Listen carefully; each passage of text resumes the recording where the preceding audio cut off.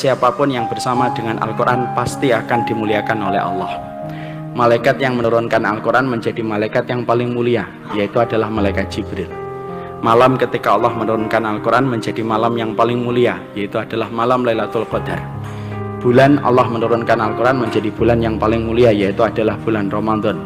Dan laki-laki yang diturunkan kepadanya Al-Quran menjadi laki-laki yang paling mulia, yaitu adalah Rasulullah SAW. Dan disitulah akhirnya kita mendapati bahwasanya siapapun yang ingin meraih dan memperoleh kemuliaan itu cuma satu, bagaimana kehidupannya dibersamakan dengan Al-Quran. Karena siapapun yang bersama dengan Al-Quran pasti akan mulia. Dan Al-Quran itu merupakan mukjizat terbesar yang Allah turunkan pada kehidupan manusia. Mukjizat ini menenggelamkan mukjizat-mukjizat yang lainnya tanpa menafikan bagaimana keutamaan mukjizat yang lainnya. Mukjizat Al-Quran itu mengalahkan mukjizat Nabi Musa dengan tongkatnya yang mampu merubah lautan menjadi daratan.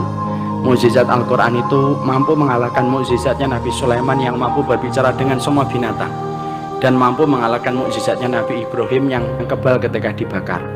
Karena semua mukjizat para nabi dan mukjizat para rasul itu hilang bersama dengan wafatnya mereka. Adapun mukjizat Nabi Muhammad, walaupun dulu saya ketika waktu kecil suka bingung kenapa mukjizatnya Rasulullah itu hanya Al-Quran, tapi ternyata baru saya tahu ternyata Al-Quran itu bukan hanya mukjizat, tapi mukjizat yang paling besar.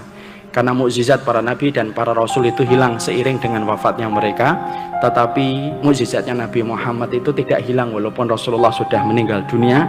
Efektivitasnya itu tetap berlangsung mukjizat itu sampai nanti matahari terbit dari arah barat. Makanya dari situlah kita akhirnya mengetahui siapapun yang ingin membangun kemuliaan itu dimulai dari Al-Quran yang ditanam di dalam dadanya.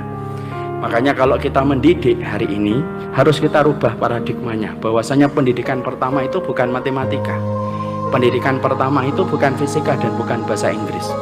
Tapi bagi kaum yang beriman kepada hari akhir, ketika telah mengimani semua perkataan Rasulullah, pendidikan pertama dalam kehidupan anak itu adalah Al-Quran.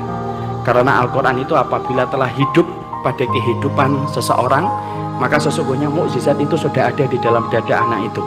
Dan kalau mukjizat itu sudah hidup dalam dada seseorang, maka Allah itu tidak punya alasan untuk tidak menolong orang yang di dalam dadanya itu ada Al-Quran.